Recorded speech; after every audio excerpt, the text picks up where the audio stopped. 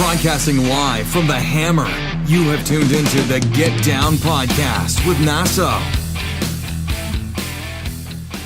What's up, ladies and gentlemen? Welcome to the Get Down with me, Naso. I'm joined by my friend, Michael Bryce. How we doing?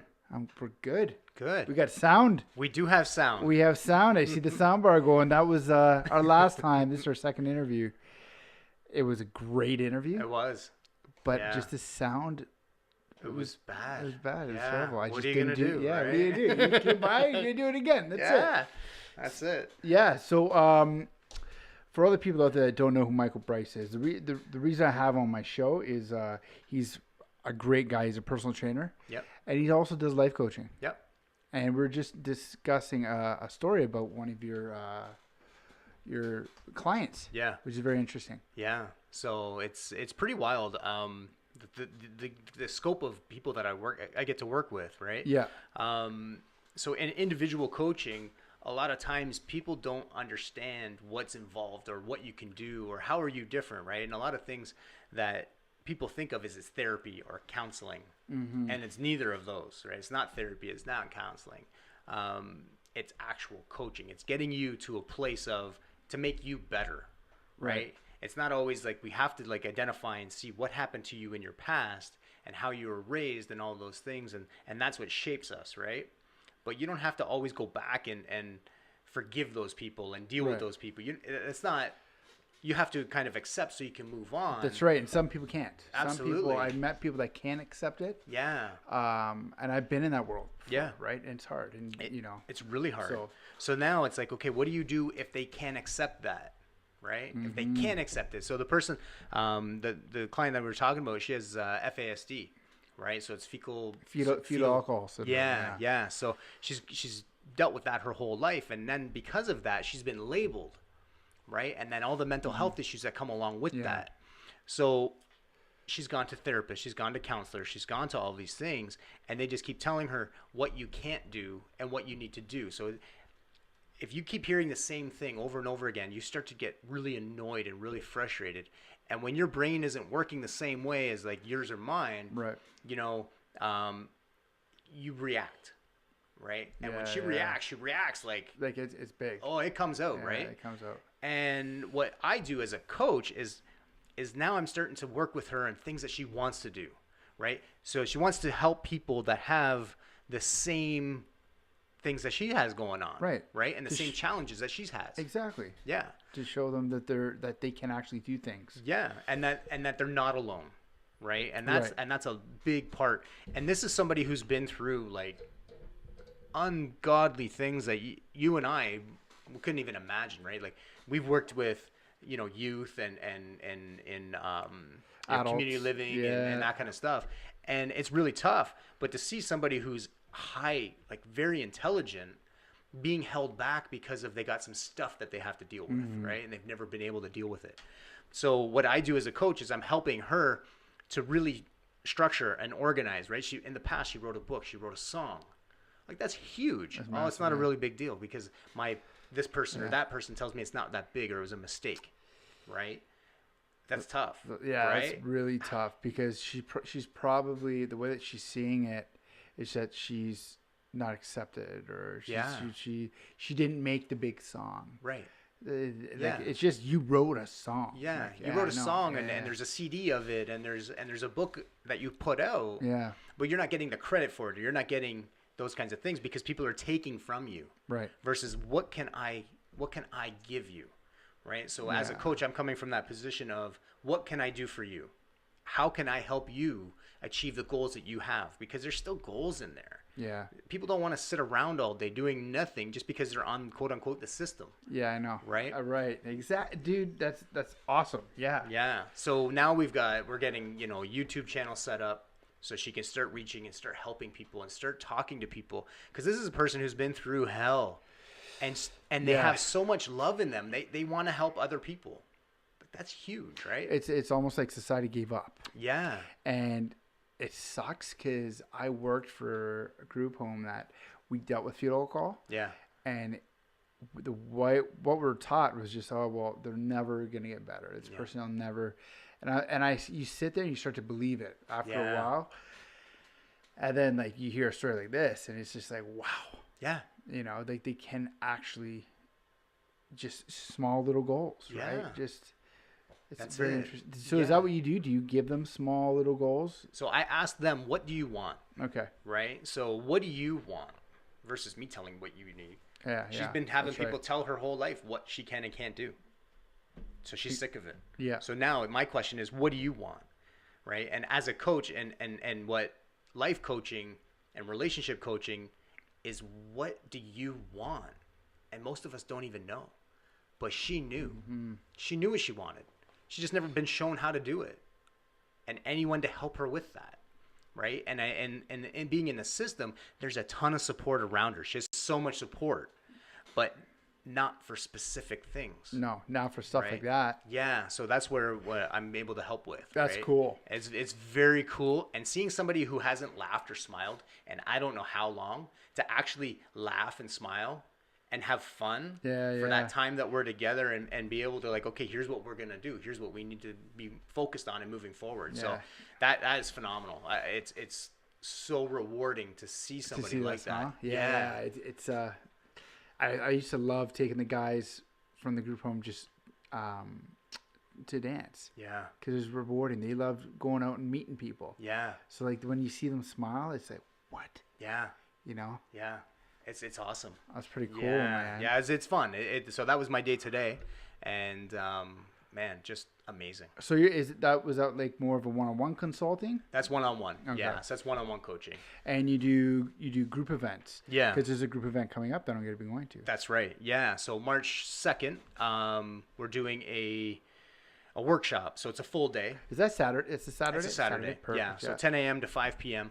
And what that is, so if anyone's looked at live events and what's involved and what do you do, and that's really what most of us don't understand. What's going to happen, or how is that going to help me, right? How is one day going to change anything, right? Do you find that a lot of people seem like they think that they're going to be hit like a Tony Robbins?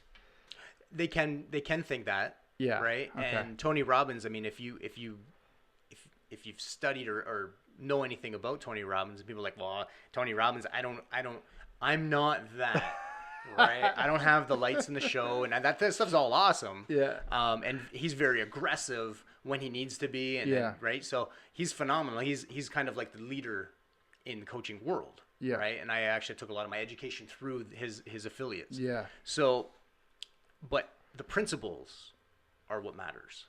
Right? And how do you apply those principles to a group setting? Mm-hmm. Because if you're working with someone in a one-on-one, like if you watch any of his stuff, you watch what he's doing, but everybody else is invested in that, right? So that's the thing. The principles are what matters. It's not about like the hoopla and all that hype. It's not rah. It's not, positive thinking.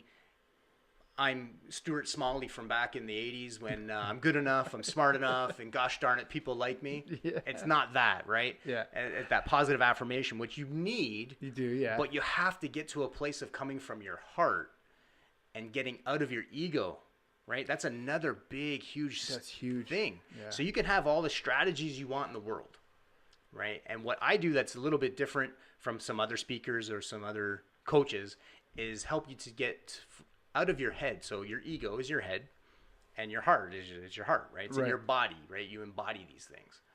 And what we get confused is a lot of what's going on in our mind, all the rackets, all the noise that we have coming up from when we were kids. Like the control and stuff like that. Is that what you're talking about? A lot of it's control. So if you look at, you hear about people who have daddy issues. Mm-hmm. There's guys and girls that have daddy issues. There's guys and girls that have mommy issues. Yeah. Right. And we hear all these things, and then we have past relationship issues. Right. Right. So that's a lot of the stuff that we help you with. Right. So in a group setting, in the workshops that we do, it's that you are getting from a place of getting out of your head and getting into your heart. And it's a really simple concept, but most of us don't understand it at the same time. Mm-hmm. Yeah. Yeah. That's interesting. Yeah. It really is. Yeah. Yeah. It's so wild. So tell me, I know your story. Yep. I know how you got into it. Yep. But briefly explain to our viewers, how did Michael Bryce become a life coach? Yeah. So many years ago, I became certified as a fitness trainer, as a personal trainer. And then I was chasing money in the business world, right? So I didn't pursue anything in the fitness world at all, even though I knew what to do. Right. So I was chasing sales positions and over and over and over and doing everything that in my head to make money and chase that, what I'm told that is going to make you happy. Right. Yeah. So chasing that made me really not happy. I went from job to job to job to job. Like it was crazy. Right. And I even had friends of mine go like, look at all the jobs that you've had. Like, yeah, I know, because I'm not happy doing any of these jobs that I'm in. Yeah. And I was making good money. So over time, like I got really, really out of shape. I got myself back into shape. I started having a small following at the gym. A few guys would come and train with me, and then a few girls would train with me. I decided, you know what, I'm just gonna go. I'm just gonna do it, right? Opened up from my own house and became a trainer. Over time, it evolved. And then I got into group fitness. Yeah. That evolved. And then through that, when you develop very intimate relationships with your clients, they open up. Yeah. Right? They start, right. And I work 95% of my clientele is women. Right? So, and women are much more willing to open up to you, right? And you have that bond, that relationship. And when they start to open up, it's like, holy crap, like there's all kinds of stuff going on that you have no idea, like what's going through their mind. So a lot of that stuff started to happen. And that kind of started it. But what really triggered it for me and how I could start to relate things was I went through an extremely abusive relationship. And I'm a fair sized man. Like I'm 6'1" and I'm 200 pounds. So that makes me look like an average man. Yeah, like I'm not average height is like 5'9" or 5'10". Like I'm above average in size. Exactly. And I know how to handle myself. Yeah. And it had nothing to do with that, right? It had nothing to do with here's this guy who is strong and right. It had nothing to do with that. It was all in the head. It was all in the mind. So I was so beaten down, and I was beaten down to the point of like these suicidal thoughts, and I'm pretty with it.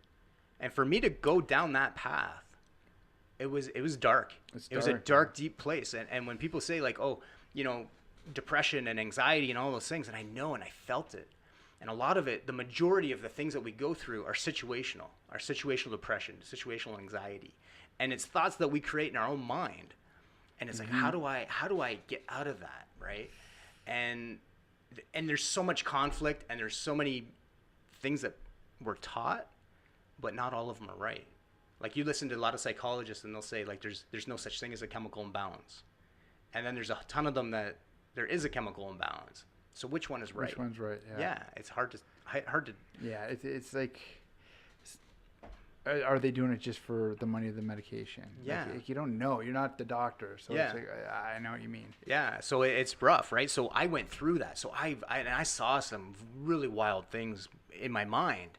And it's like, I need to snap out of this. Because I was getting to the point where, I mean, there was one night in particular where I went and got food for us.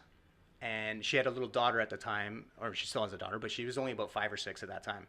And I went home, and we're sitting down to eat, and we're eating, and it's quiet, and all of a sudden you could just see like gears start to turn, and she's getting angrier and angrier and angrier.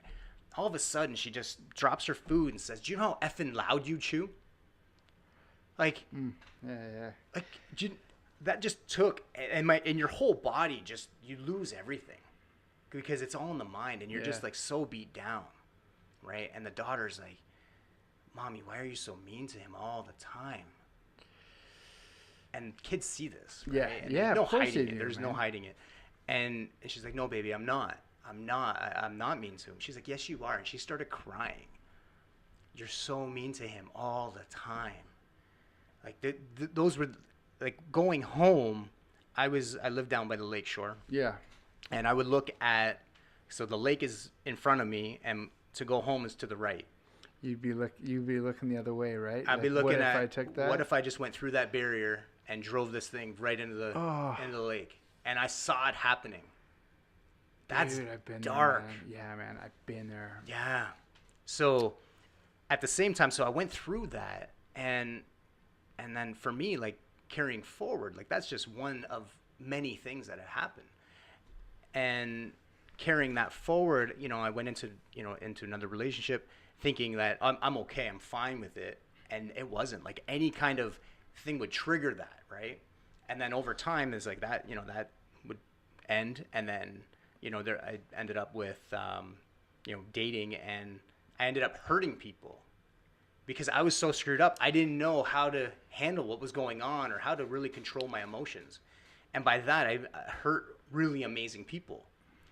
So it's like, there's no way that this isn't right. So a lot of that really all transpired, right? Working with people in fitness, and then all of these things that I had to go through. I had to go through those things to go, I'm never going to end up like that. I'm never going to hurt another person like that ever again, right? Because you can go one of two ways.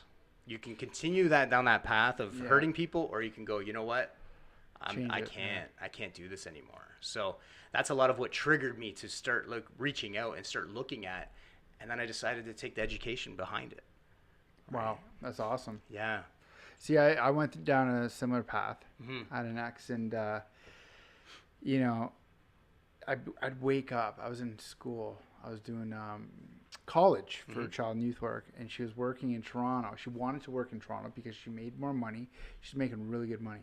She's making about 80 grand a year. And I'm going to school full time, and I'm sleeping, and she had to get up at 5 a.m. And she would get up and she would lose her mind, yelling, screaming, kicking. Why am I? This is bullshit.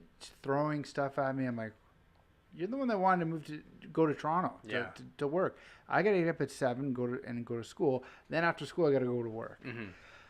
And I did that for a couple of years. You know, and like, you know, it went to a fast divorce. You know, it just wasn't feasible anymore. But you don't see the red the flags. I didn't see the red flags until I got divorced.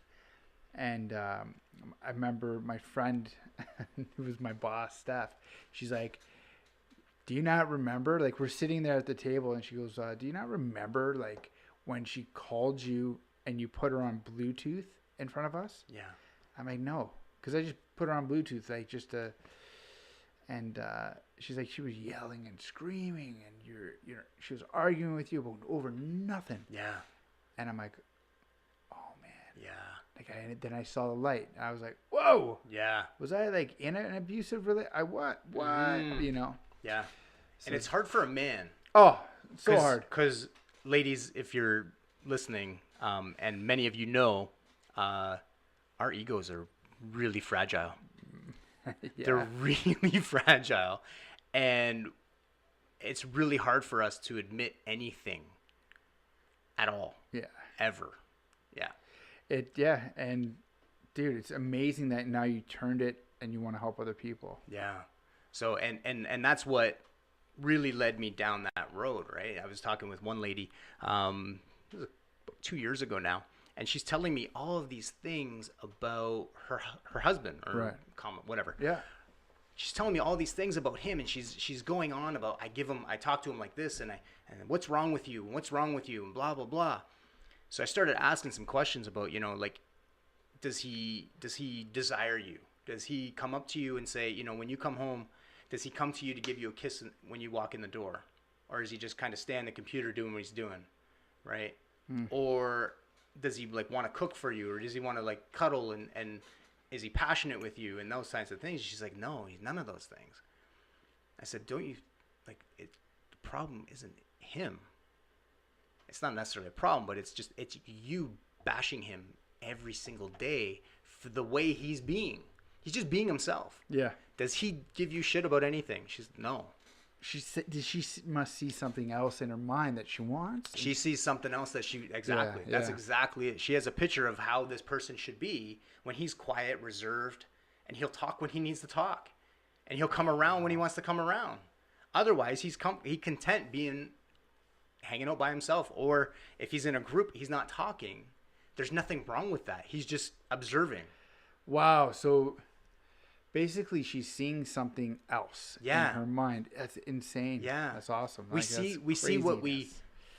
it's so wild, because if you know, I've been in many social settings, and I'm pretty quiet. I'm pretty reserved at Yep. times, right? And I'm outspoken. Like but I like to observe and know what I can and can't say, Right. because everybody's offended by freaking everything in this Everything. world. That's right. Right? So what can I not say? I also want to see like what people's personalities are like. Yep. Right? So if you're observing that, and then it's like you start talking, right? And things start opening up, because you have to get used to that. Yeah. Right? I have a small family. You know, we have a fair sized family, but we're not close.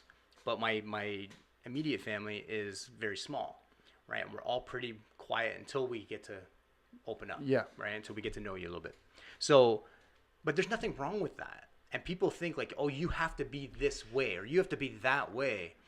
And that's what, you know, she was doing. Like, Yeah. she had an expectation of how he should be. It had nothing to do with that. So crazy. now she lets him be what he, and this was this is probably a 7 to 10 minute conversation. After that, she lets him be.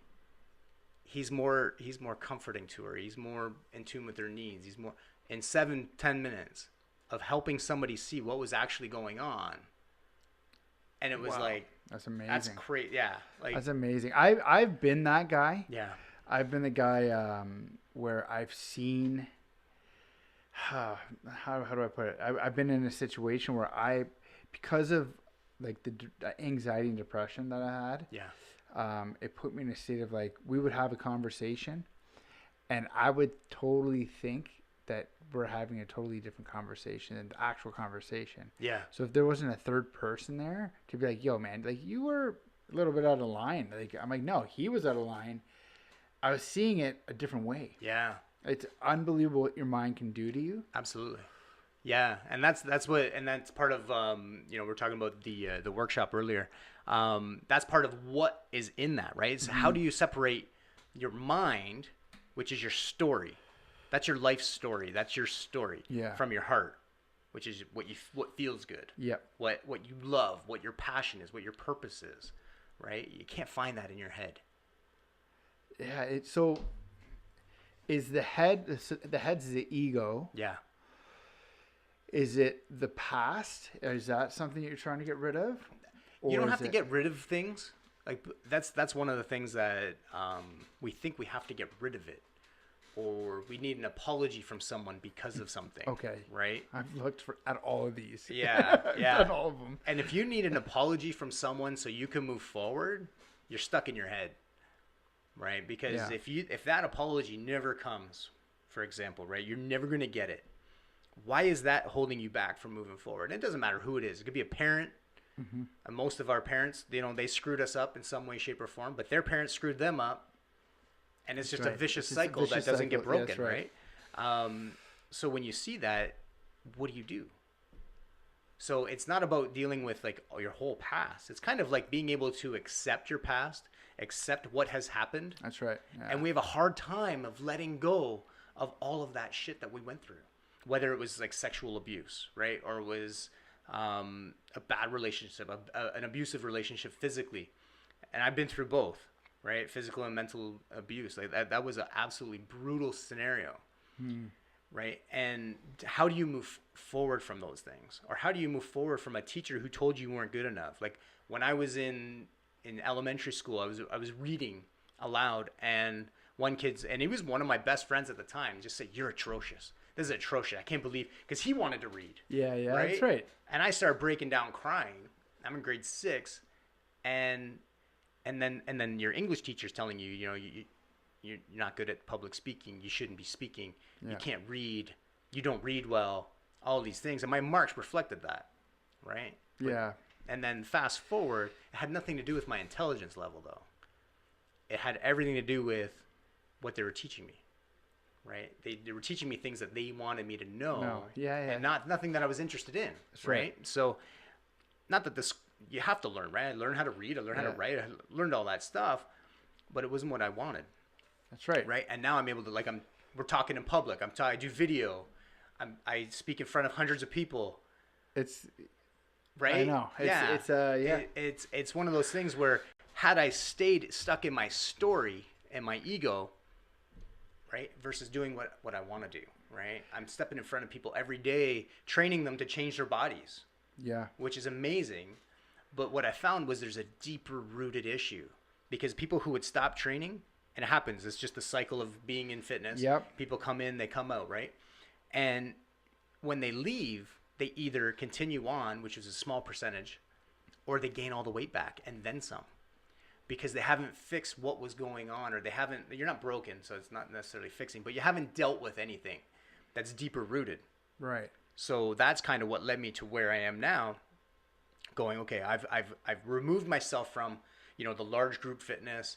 I have some, personal training clients that I'm working with now, but it's allowed me to more time to do things like this and focus on the coaching and build that where I'm able to help people on a deeper level. Yeah, right. That's amazing, because that's something, that's why I'm doing this podcasting, right? And that's what I want to do. I want to start helping people on that type of level. Yeah. Talking about their stories. Yeah.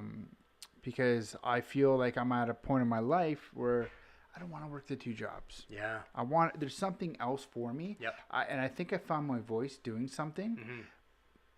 But I just got to get, the content and just sort of.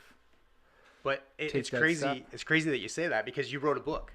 Yes, that's right. This guy writes a book, and it's like, well, I still don't feel like I can release it because I'm not good enough yet. Yeah. I don't have a voice, right? And that's where you've done a lot of work in the last year or so, where you found your voice. You found that, right? Mm-hmm. And that's hard to do. So that's the ego, right? That's the ego not allowing you, because your ego's there to protect you. Yeah, that's right. It is. It is. Like if like we were talking about the other day, like if I call you a effing goof, that means we're gonna fight. Yeah. Over you're a goof. Really? And then you lose your mind. Right? I remember growing up, because I grew up in a fairly rough area, and it was like anyone said anything derogatory to you, or the way you took it was derogatory, it was go time. And that's what we did. We fought a lot. And really, why? What is the point? There's really no point. There's no point. There's no point. No. And that's where we get stuck. Yeah, right. We're stuck in that, and that's our ego, and then we carry that our whole life. Like, people are pissed off.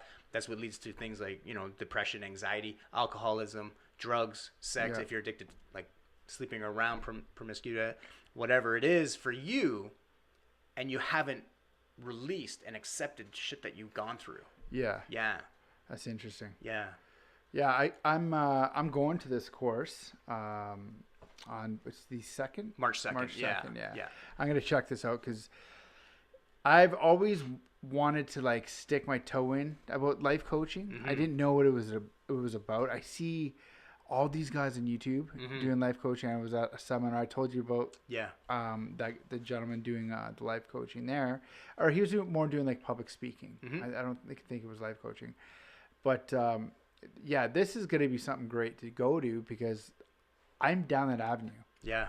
Like, I know there are things that I need help with. Yep. And this part of my life is like, let's fix them. Yeah. This is now. Let's do it. Yeah. Right? This is the part of my life where I got to be like, okay, let's clean this up. Yeah. Set you on your way. Yeah. And the beautiful thing is that there's so many different coaching styles, right? So like my style would be different from yours, or different from, so the people who are, and you can never just resonate with one person. That's where we get confused, and that's where everybody gets their back up. Like in fitness, it's so competitive, and it's so, right? And there's enough people to do everything. Yeah. There's more than enough. And like with life coaching, everybody's a life coach now, because it's a huge industry. It's massive. Everybody's calling themselves a life coach. They've either taken they've gone to a weekend seminar. They didn't even take like a certification. They just went to a seminar, learned some stuff, and now they think that they can teach it to other people. That's crazy. Yeah. Like that's like, it's like me like cutting my own hair, and now I'm a barber. Yeah. Like, are you serious? Do you find a lot of those life coaches haven't gone through shit. They've gone through stuff. Yeah. They've gone through shit.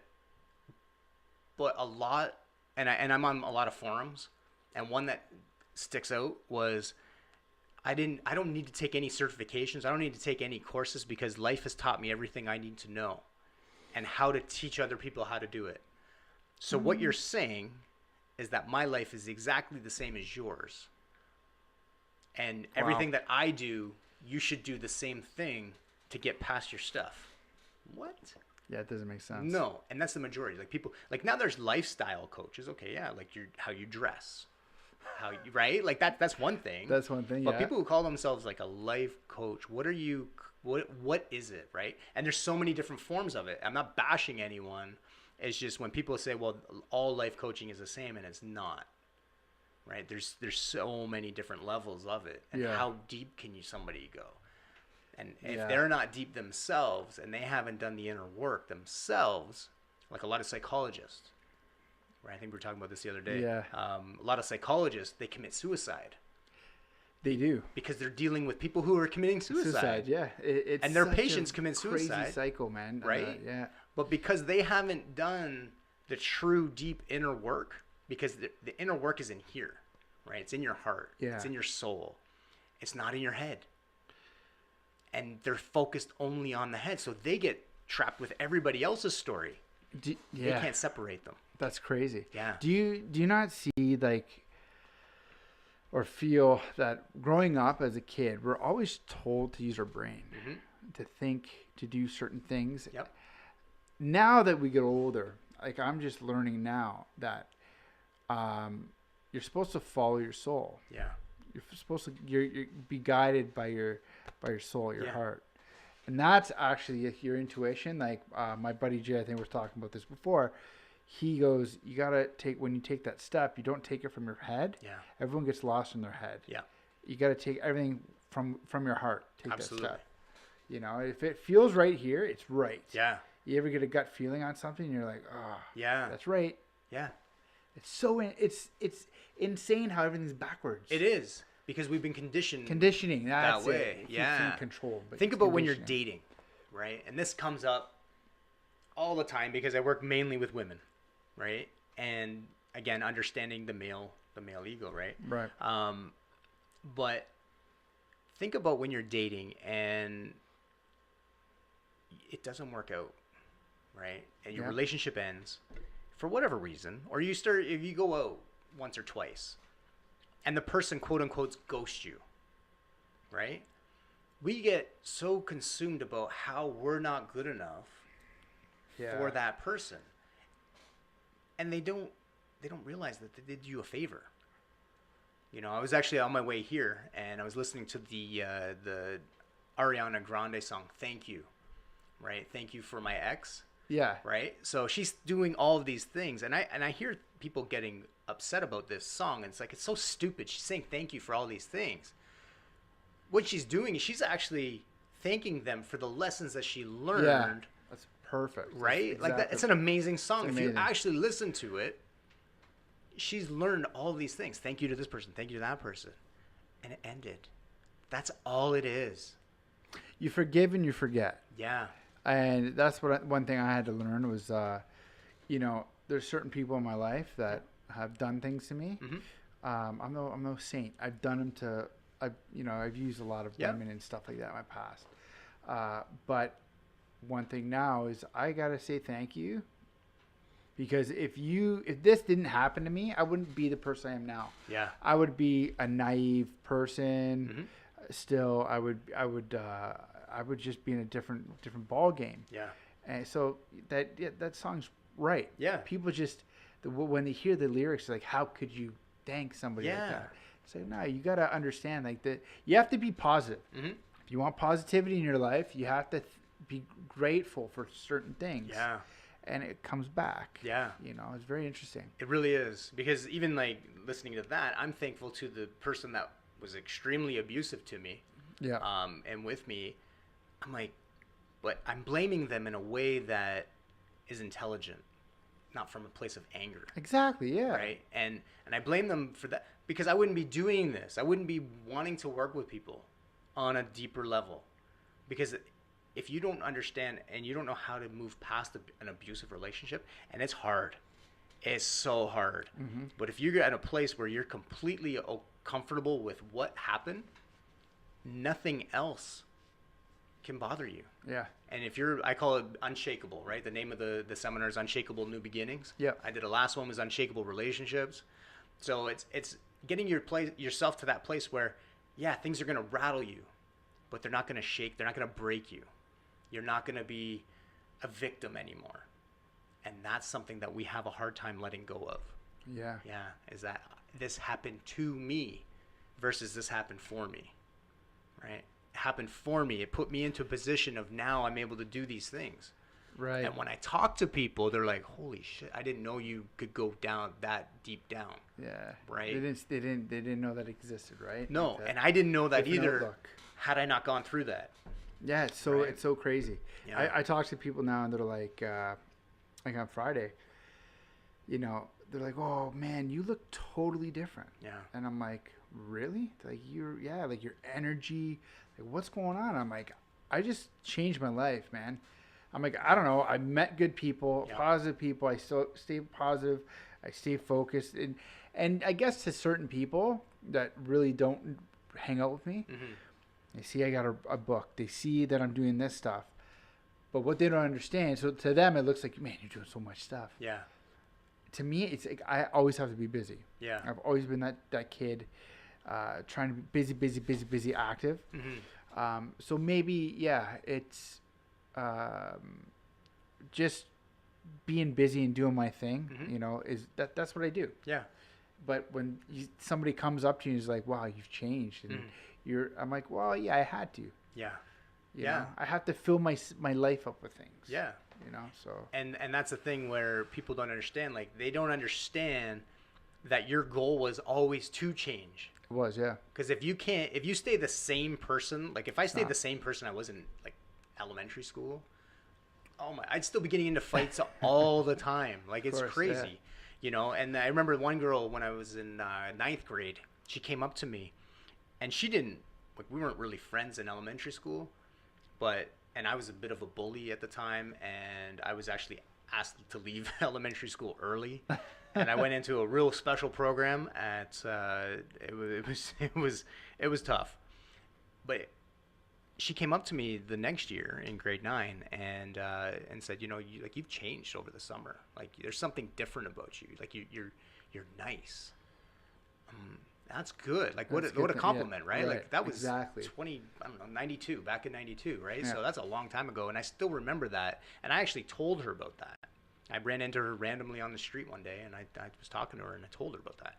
And it's pretty wild that people see that change in you and over just a short period of time. Yeah.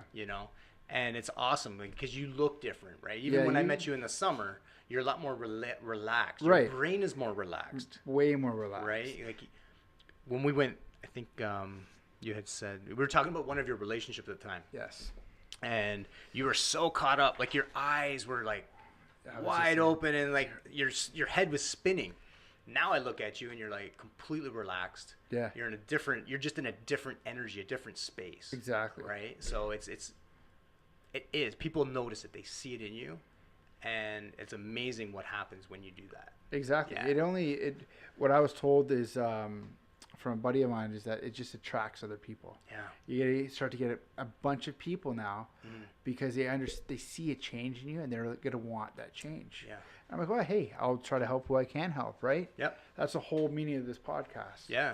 Is to put it out there and for people to come by and be like, yeah, this is my story. This is what I'm doing in the community. Mm-hmm. This is how I'm helping people. Like, it's just, so if I can be that voice. Yeah.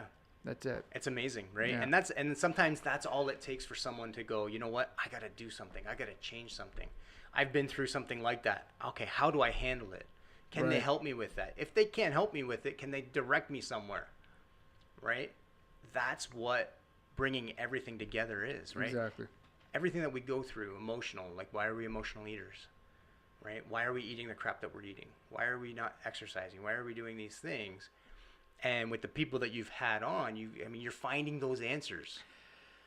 Yeah. Right? You know, like that's the thing with me is it's like, okay, hold on. Am I doing this for myself? Is there must be something deep down inside. Yeah. Right? Yeah. Which is like, I could be doing all of this for me. Yeah. But Absolutely. at the same time, I know all these people and I know what they do in the community. Mm-hmm. And there's people out there that, you know, want to hear stuff like this. Yeah. Yep. But I learn every time I have somebody on. Absolutely. I'm like, okay, you know what, Mike, I'm going to your coaching. Yeah. Lauren Vavasori, yeah, I'm not going to eat meat again. Yeah. She just reminded me everything about meat. Yeah.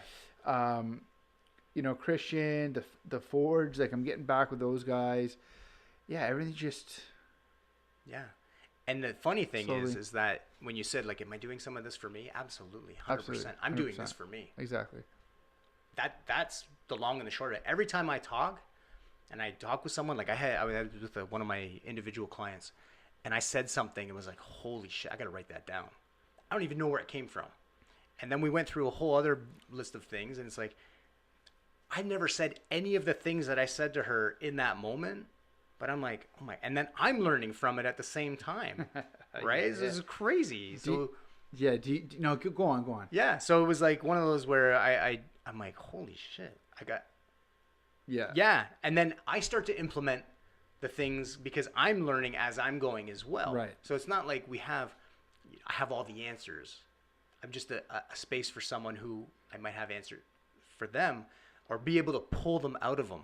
Right. Right. And that's the thing. We all have these answers inside of us. It just takes someone to pull them out. Pull them out. Yeah. Do you find like some of your clients have an issue for doing stuff for themselves? Yeah. They always want to do stuff for other people. Yeah. And they always forget themselves. Yeah. Women. Okay, Women, yeah. especially. Yeah. Women are phenomenal creatures. They're so much more advanced than men will ever be because they like the multitasking that we can't do. Yeah, tell me about it. They childbirth. They have the flu. They're still cleaning the house. And the man flu, like you're out. You're done. Man like there's commercials on the man flu, yeah, right? Like that's legit. It's crazy. That's a real thing. So, but women are far superior, but yet because of the way they've been conditioned coming up, they don't feel that. They haven't been praised. They haven't been like in business. One of my best friends is a COO of a company who like it's unreal to watch her actually work, right? I don't know many men that can do that.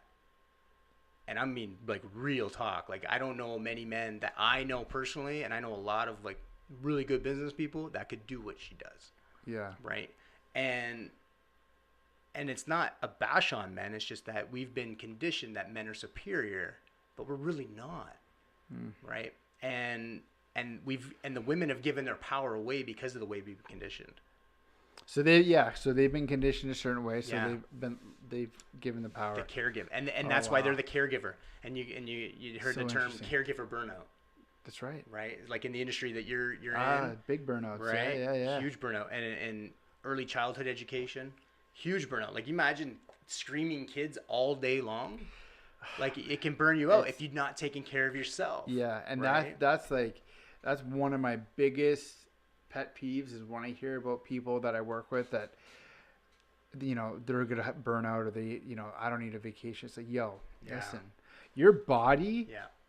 And I know this from firsthand experience. It just happened to me last year. Mm-hmm. Your body can only take so much stress mentally and physically. Yeah. So if it's mental, it's gonna come out physical. Yep. It's gonna come out physical both times. Okay. So what happened with me is I just shut down. Yeah. I couldn't talk. I was like, I can't do this anymore. Something's wrong. Yeah. So if you think like you're gonna burn out, go and take a break. Yeah. And then we don't.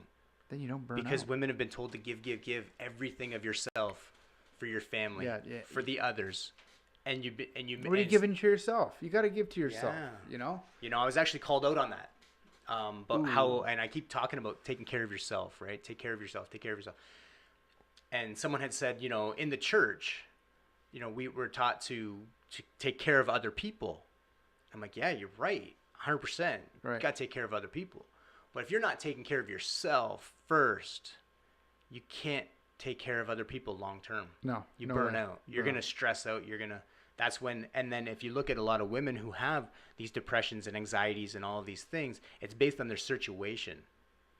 And their situation hasn't changed for such a long time. Interesting. They get burnt out. And they're always giving, getting nothing in return, because men, as we know, like to take. Yeah. And when we're wrong, we'll never admit it. Yeah.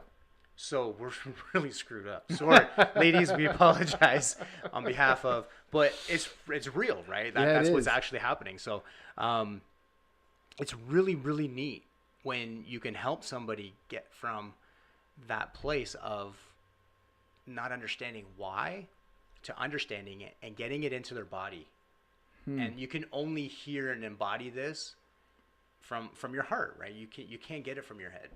It doesn't work. It's so interesting. Yeah. Do you find that's why, well, I don't know if that's why, but why a lot of women tend to try to fix men? Yeah. They hang in there and try to fix them. They try to change them to the way that they think they should be. Right. Right? I was watching, actually I just saw it again. Somebody reposted it on Facebook about a pastor who his wife spent 8 years reshaping him to configure what she wanted him to be or what he needed to be or something like that, right? And there's all this praise about how amazing that is, and you're such a strong woman to do that. In the process, she lost herself. In the process, she went insane, right? You go crazy, right? Now it's like, oh, now, yeah, and what? But she just you've lost yourself completely. How much shit did she have to go through to get you there? Now she's got to go through therapy to figure out, right? Like, could you just imagine though? Like, oh my God, what people fucking do, man. And they hold on to it, and you hold on to it thinking, oh, he's gonna change someday.